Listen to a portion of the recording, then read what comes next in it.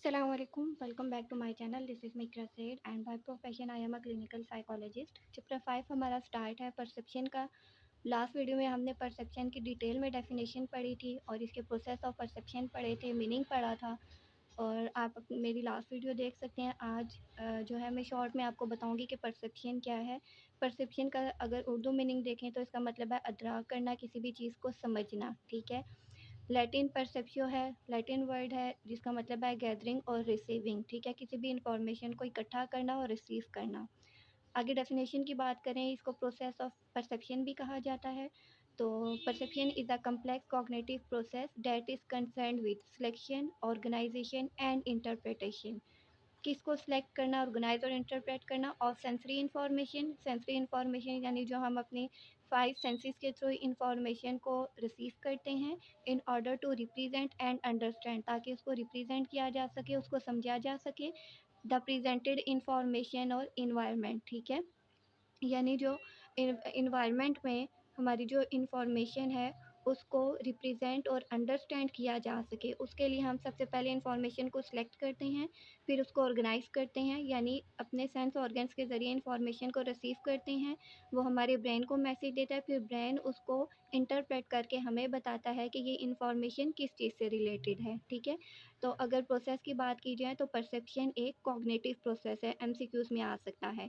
ठीक है, और ये आपका शॉर्ट में भी आ सकता है कि आप प्रोसेस ऑफ परसेप्शन पे नोट लिखें। ठीक है, तो इस तरह करके आप फ्लो चार्ट बना सकते हैं ताकि ये ज़्यादा अट्रैक्टिव लगे। प्रोसेस ऑफ परसेप्शन या आप यहाँ हेडिंग दे दें या इसके ऊपर हेडिंग दे दें और इस तरह 3 पॉइंट्स में लिख लें आपके। Number first selection, number 2 organisation and number 3 is interpretation. तो ये सिंपल सी डेफिनेशन है। उर्दू मीनिंग आपको आना चाहिए, आपको प्रोसेस ऑफ परसेप्शन पता होने चाहिए और आपको पता होना चाहिए ये एक कॉग्निटिव प्रोसेस है। अब जो वर्ड बार बार हम यूज़ कर रहे हैं इंटरप्रिटेशन का, तो इसका मतलब आपको पता होना चाहिए is the act of explaining या फिर showing your own understanding of something. यानी कोई भी इंफॉर्मेशन को परसीव करना और उसको फिर अपनी पर्सनैलिटी के अकॉर्डिंग या अपने थॉट्स के अकॉर्डिंग इंटरप्रेट करना, मीनिंग देना, यानी जो आपको समझ आ रहा हो उसको मीनिंग देना। ठीक है, फॉर एग्ज़ाम्पल एक पिक्चर मैंने आपके सामने ये बनाई है। ठीक है, एक पर्सन है, साथ में ट्री है और साथ नीचे ग्रास बना है। अब मैं ये पिक्चर जब हर लोगों को दिखाऊंगी या मुख्तलिफ स्टूडेंट्स को दिखाती हूँ तो कोई बंदा सिर्फ इस पर्सन को परसीव करेगा कि ये एक पर्सन है या एक बंदा है जो जिसका स्माइली फेस है, जो हैप्पी है। ठीक है, हो सकता है कुछ लोग सिर्फ इस ट्री को परसीव करें और हो सकता है कुछ लोग इसको एज अ होल परसीव करें और कहें कि ये नेचर है। ठीक है, तो हर बंदा इस तस्वीर को अपनी तरफ से इंटरप्रेट करेगा। हो सकता है कुछ लोग कहें कि ये कहीं जा रहा है, हो सकता है कोई कहे कि ये यहाँ पे खड़ा है, हो सकता है कोई कहे कि ये नेचर को एंजॉय कर रहा है, हो सकता है कि कोई कहे ये किसी का वेट कर रहा है। ठीक है, तो मुख्तलिफ सिचुएशन हो सकती हैं। तो इसका मतलब क्या हुआ कि हर बंदा इस चीज़ को इंटरप्रेट कर रहा है, showing your own understanding of something, यानी इस चीज़ के बारे में इसकी जो अंडरस्टैंडिंग है वो बता रहा है। ठीक है, इस पिक्चर को एक मीनिंग दे रहा है। तो बेसिकली इंटरप्रिटेशन का मतलब ये होता है। हम फैक्टर्स ऑफ परसेप्शन स्टार्ट करने जा रहे हैं। सबसे पहले देखें तो factors of perception determined by stimulus condition. ठीक है, यानी जितने भी फैक्टर्स होते हैं परसेप्शन के वो स्टिमुलस कंडीशन पे डिपेंड करते हैं, उससे डिटरमाइन होते हैं, फाइंड आउट करते हैं एंड करेक्टरिस्टिक्स ऑफ परसीवर। ठीक है, फॉर एग्जांपल अगर हम बात करते हैं perception of sense organ I की बात करते हैं। ठीक है, आई है। ठीक है, आई के लिए स्टिमुलस हमारे पास क्या होगा, लाइट। ठीक है, और करेक्टरिस्टिक्स ऑफ परसीवर की अगर हम बात करें तो वो बंदा जो उस लाइट को परसीव करेगा। ठीक है, अब स्टिमुलस कंडीशन हमारे पास क्या होती हैं, फिजिकल एनर्जीज होती हैं। फॉर एग्जांपल किसी भी स्टिमुलस की इंटेंसिटी कितनी है, उसका साइज़ कितना है, उसकी ड्यूरेशन कितनी है और उसकी मूवमेंट कितनी है। ठीक है, फॉर एग्ज़ाम्पल अगर हम शादी लाइट्स की बात करें, ठीक है, तो वो एक ऑन होती है, एक ऑफ होती है, एक ऑन होती है, एक ऑफ होती है, लेकिन हमें क्या लगता है कि वो मूव कर रही हैं। ठीक है, उसके बाद हम करेक्टरिस्टिक्स ऑफ परसेप्शन की बात करते हैं, करेक्टरिस्टिक्स ऑफ परसीवर। तो इसमें परसीव करने वाले की मोटिव इन्वॉल्व होते हैं, उसका एटीट्यूड इन्वॉल्व होता है, इंटरेस्ट इन्वॉल्व होता है एंड पर्सनैलिटी इन्वॉल्व होती है। फॉर एग्जाम्पल हम जिस तरह लाइट की बात कर रहे थे, अब कैरेक्टरिस्टिक्स ऑफ परसीवर देखें तो हो सकता है कि किसी बंदे की आई साइट का इश्यू हो, ठीक है? और वो जो लाइट है उसको किसी और तरीके से परसीव कर रहा हो, ठीक है? उसके अलावा उसकी पर्सनैलिटी कैसी है, उसका इंटरेस्ट कैसा है, ये सारी चीज़ें हमारे पास कैरेक्टरिस्टिक्स ऑफ परसीवर में आ जाएँगी। इस वजह से जो स्टिमुलस कंडीशन है या हमारी फ़िज़िकल एनर्जीज़ हैं, उसको हम ऑब्जेक्टिव फैक्टर्स कहते हैं, क्योंकि इंटेंसिटी और साइज़ ऑफ स्टिमुलस हम चेंज नहीं कर सकते। जबकि कैरेक्टरिस्टिक्स ऑफ परसीवर देखें तो हर एक का अलग मोटिव होगा, सबके एटीट्यूड्स अलग होते हैं, इंटरेस्ट लोगों के डिफरेंट होते हैं और हर इंसान की पर्सनैलिटी दूसरे इंसान की पर्सनैलिटी से मुख्तलिफ होती है। इस वजह से ये हमारे पास सब्जेक्टिव फैक्टर्स आ जाएँगे, ठीक है? तो अब आपको पता होना चाहिए ऑब्जेक्टिव फैक्टर्स कौन से होंगे, जिसमें स्टिमुलस की कंडीशंस वगैरह होंगी, और सब्जेक्टिव फैक्टर्स क्या होंगे, जिसमें कैरेक्टरिस्टिक्स ऑफ परसीवर यानी एक इंडिविजुअल किस तरह से चीज़ों को परसीव करता है, वो हमारे पास सब्जेक्टिव फैक्टर्स में आ जाएँगे। अब हम फर्स्ट पे ऑब्जेक्टिव फैक्टर्स पढ़ेंगे, उनकी डिटेल देखेंगे और उसके बाद हम सब्जेक्टिव फैक्टर्स पढ़ते हैं। अब फैक्टर्स ऑफ परसेप्शन में objective factors and subjective factors आते हैं। इस तरह से करके आप छोटा सा फ्लो चार्ट बना सकते हो, ठीक है? ऑब्जेक्टिव में पॉइंट्स लिख सकते हो, इंटेंसिटी, साइड, मूवमेंट वगैरह, और सब्जेक्टिव में फिर आप इंटरेस्ट, एटीट्यूड, पर्सनैलिटी को मेंशन कर सकते हो, ठीक है? अब ऑब्जेक्टिव फैक्टर्स वो होते हैं जो सबके लिए सेम होते हैं, वो चेंज नहीं होते, ठीक है? जबकि सब्जेक्टिव फैक्टर्स में बायसनेस आ जाती है। फॉर एग्जांपल, ज़रूरी नहीं है कि हर इंसान का इंटरेस्ट सेम हो, हर एक की पर्सनैलिटी सेम हो, ठीक है? तो सबसे पहले ऑब्जेक्टिव फैक्टर्स पढ़ लेते हैं, जिसको स्टिमुलस फील्ड का नाम भी दिया जाता है। तो कहता है कि number of characteristics of stimuli that influence perception, यानी कि स्टिमुलाई के नंबर ऑफ कैरेक्टरिस्टिक्स होते हैं, यानी ये सारे कैरेक्टरिस्टिक्स हैं जो हमारी परसेप्शन को इफेक्ट करते हैं, इन्फ्लुएंस कर सकते हैं, उस पर असरअंदाज होते हैं, ठीक है? For example, intensity. Intensity means किसी भी चीज़ की शिद्दत। अब the louder the sound the more likely a person is to perceive it, ठीक है? यानी जितनी ऊंची आवाज़ होगी उतना ही चांसेस हैं कि पर्सन उसको परसीव करेगा। फॉर एग्जांपल, जब आप किसी भी शादी हॉल में जाते हैं, वहाँ पे सॉन्ग्स बहुत ऊंची आवाज़ में लगे होते हैं, तो आप बहुत ज़्यादा एक्टिव हो जाते हो, एनर्जेटिक हो जाते हो, ठीक है? सेकंड पॉइंट पे वो कहते हैं the brighter our light the more likely is to be focus of perception, ठीक है? इसी तरह यही एग्जांपल दूंगी, शादी हॉल में जाते हैं तो अगर वहाँ पे लाइट बहुत ज़्यादा हो तो फोकस ऑफ परसेप्शन में आ जाती है, फ़ौरन से आप उसको परसीव करते हैं। या फिर जो ब्राइडल स्टेज होता है, वहाँ पे लाइट अमूमन ज़्यादा होती है एज़ कम्पेयर टू बाकी जगह पे, तो फिर हर बंदा उसी स्टेज की तरफ अट्रैक्ट हो रहा होता है और हर बंदा स्टेज पे जाके ही पिक्चर्स बना रहा होता है, ठीक है? तो the brighter our light the more likely is to be focus of perception. Second point है हमारे पास साइज। साइज़ की बात वो करता है तो वो कहता है कि a full page advertisement is more likely to be notice than a half column one, ठीक है? अगर इस पूरे बोर्ड पे मैं कोई पिक्चर लगा दूँ तो वो ज़्यादा आप परसीव करोगे, बजाय इसके कि अगर यहाँ पे मैं कोई छोटी सी पिक्चर पेस्ट कर दूँ, ठीक है? तो वो कहता है कि फुल पेज एडवर्टीजमेंट जो है उस पे लोग ज़्यादा फोकस करते हैं, ठीक है? इसी तरह आप देखें, जो बिल बोर्ड्स हैं जहाँ वो बड़े बड़े लगे होते हैं, तो वो फ़ौरन से हमारे फोकस ऑफ अटेंशन में आ जाते हैं। उसके बाद है, next point is distinct and striking things are perceived sooner than dull and clear things. वो कहता है कि जो क्लियर और अट्रैक्टिव थिंग्स होती हैं वो हम जल्दी परसीव करते हैं as compare to dull and unclear things. तो मतलब क्या हुआ कि किसी भी चीज़ की क्लैरिटी यानी क्लियर होना और ब्राइट होना ज़रूरी है, क्योंकि ये लोगों को ज़्यादा जल्दी अट्रैक्ट करता है। उसके बाद मूवमेंट की बात करते हैं। When things move suddenly in still motionless environment it is quickly perceived. ये वो कहता है कि जब भी जो चीज़ इन्वायरमेंट में कोई भी चीज़ है वो अचानक से जब मूव करती है तो वो ज़्यादा जल्दी परसीव की जाती है एज़ कम्पेयर टू वो उसके निस्बत जो पहले से ही मूव कर रही होती हैं। फॉर एग्ज़ाम्पल, अगर बर्ड्स उड़ रहे होते हैं हवा में तो हम उनको इतना जल्दी परसीव नहीं करते, जबकि अगर हम आराम से बैठे हों और एक परिंदा फ़ौरन से हमारे पास से उड़े तो हम उसको ज़्यादा जल्दी परसीव करते हैं, जबकि बाकी परिंदे जो आसमान पे उड़े होते हैं उस पे हम इतना फ़ोकस नहीं करते। लेकिन अगर सडनली से कोई मूव ऑन करता है, एकदम से उड़ता है, तो हम फ़ौरन से उसको परसीव करते हैं।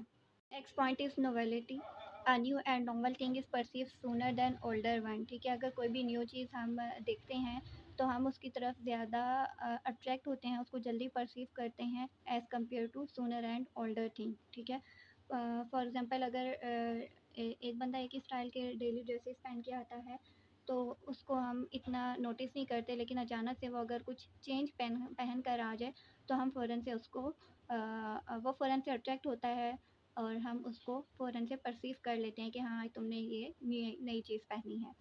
उसके बाद ड्यूरेशन है, टीवी और radio advertisement of long duration are attended to more than those of short duration, ठीक है। कि जो भी कोई हम अगर फॉर एग्जांपल कोई ड्रामा देख रहे हैं, कोई मूवी देख रहे हैं, उसमें अगर कोई ऐड आता है, ठीक है, और उसका लॉन्ग ड्यूरेशन है तो फिर हम उसको अटेंड करते हैं बजाय इसके शॉर्ट ड्यूरेशन के, ठीक है। इसी तरह अगर आप यूट्यूब पे कोई वीडियो देख रहे होते हैं और कोई ऐसा ऐड आ जाता है जो स्किपेबल होता है, यानी उसको स्किप नहीं सॉरी कोई ऐड आता है जिसको हम स्किप नहीं कर सकते हैं, तो हम उसको फिर देखना स्टार्ट हो जाते हैं। तो इसका मतलब क्या हुआ कि उसका लॉन्ग ड्यूरेशन हो जाता है और फिर वो ज़्यादा हम परसीव करते हैं। उसके बाद repetition causes us to adopt to the repeated stimulus, ठीक है। अगर कोई भी स्टिमुलस बार बार रिपीट हो रहा है तो हम उसे अडॉप्ट हो जाते हैं, यानी हम उसको देखने के आदी हो जाते हैं। उसके बाद अब्रप्ट चेंज है a change in stimulus condition often attracts attention, ठीक है। कि कोई भी स्टिमुलस कंडीशन में जो भी चेंज आता है वो ज़्यादा अट्रैक्ट करता है। फॉर एग्जांपल अगर किसी फैक्ट्री में आपको पता है हर वक्त शोर हो रहा होता है, तो वहाँ पे जितना मर्ज़ी शोर हो जाए, जितना मर्ज़ी वॉइसेस चेंज हो जाए, आप उससे अडॉप्ट हो जाते हैं, वो आपको अट्रैक्ट नहीं करता। लेकिन अगर लाइब्रेरी में आप बैठे हों और लाइब्रेरी में लिखा होता है कि आवाज़ जो है वो नहीं आनी चाहिए, शोर नहीं करना आप लोगों ने, लेकिन एकदम से फ़ौरन से अगर कोई शाउट करता है तो वो फ़ौरन से सारे स्टूडेंट उसको परसीव करते हैं और वो फ़ौरन से अट्रैक्ट करता है अपनी तरफ, क्योंकि लाइब्रेरी में शोर करना मना होता है। तो ये सारे हमारे पास ऑब्जेक्टिव फैक्टर्स थे ऑफ परसेप्शन के। अब हम सब्जेक्टिव परसेप्शन फैक्टर्स पढ़ते हैं। Interest and values, we attend to those aspect of our world that relate to our interest, ठीक है। जो यानी जो चीज़ें हमारी वैल्यूज़ और हमारे इंटरेस्ट के अकॉर्डिंग होती हैं, हम उसको ज़्यादा जल्दी अटेंड करते हैं। फॉर एग्ज़ाम्पल हम इमरजेंसी में कोई भी पेशेंट एडमिट है और एक साइकोलॉजिस्ट जाता है, तो सबसे पहले वो जो पेशेंट की फ़ाइल में चीज़ चेक करेगा वो उसका साइकोलॉजिकल टेस्टिंग होगा। वो देखेगा कि साइकियाट्रिस्ट या साइकोलॉजिस्ट ने इसकी क्या इंटरप्रिटेशन की है या इसका क्या असेसमेंट किया है, क्या इसकी पर्सनैलिटी असेसमेंट की है, ठीक है। और इसके अलावा ये भी है कि हम जब किसी भी इवेंट में जाते हैं, किसी भी फंक्शन में जाते हैं, तो हम उन लोगों के पास बैठना पसंद करते हैं या उन लोगों को ज़्यादा अटेंशन देते हैं जो हमारे इंटरेस्ट के अकॉर्डिंग होते हैं या जिनसे हमारा कोई क्लोज़ रिलेशन होता है या हम उनसे कोई क्लोज़ रिलेशनशिप बनाने जा रहे होते हैं, ठीक है। अच्छा, आगे है हमारे पास पास्ट एक्सपीरियंस की बात करते हैं। We have learn to cues and symbols rather than to total original stimulus, यानी कि हमारी जो परसेप्शन है वो हमारे पास्ट एक्सपीरियंस पे बहुत ज़्यादा डिपेंड करती है, ठीक है। तो हम हमेशा क्लूज़ एंड सिंबल्स को ज़्यादा हम लोग परसीव करते हैं, ज़्यादा अटेंशन देते हैं, ज़्यादा उन पे रिलाई करते हैं as compare to total original stimuli, ठीक है। फॉर एग्ज़ाम्पल, ठीक है, क्योंकि जब हम चीज़ों को एक्सपीरियंस कर लेते हैं तो फिर हम लोग पास्ट एक्सपीरियंस को लेकर चलते रहते हैं कि पास्ट में मैंने ऐसी आवाज़ सुनाई दी थी मुझे, तो उसका मतलब ये हुआ था, तो अभी अगर मुझे वैसी आवाज़ आ रही है तो यकीनन वही इश्यू हो रहा होगा या चल रहा होगा। नेक्स्ट एज है, there is a vast difference in perception of things between a new born infant and an elder person, ठीक है। वो कहता है कि न्यू बॉर्न बच्चा जो पैदा होता है और एक जो बड़ा इंसान होता है, उन दोनों की जो परसेप्शन है उसमें बहुत ज़्यादा फ़र्क होता है, ठीक है।